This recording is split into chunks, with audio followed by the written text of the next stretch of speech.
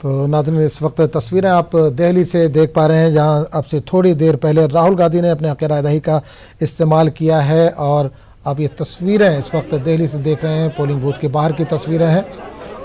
तो polling booth से अपना वोट कास्ट करने के बाद वो पैदल जा रहे हैं। आप तस्वीरें देख सकते हैं, राहुल गांधी ने अब से थोड़ी देर पहले अपने हक़ रायदही का इस्तेमाल किया।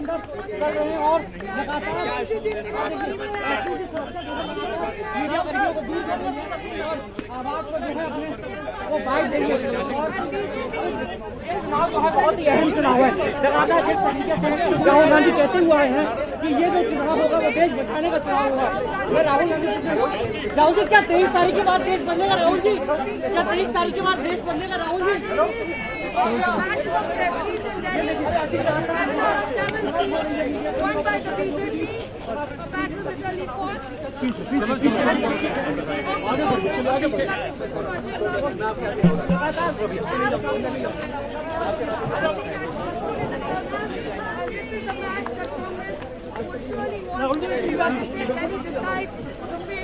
राहुल जी एक बार फिर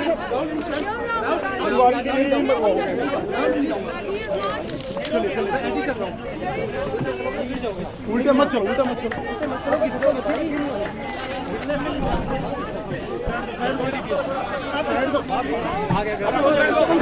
बार बार बार बार बार बार बार बार बार बार प्लीज बार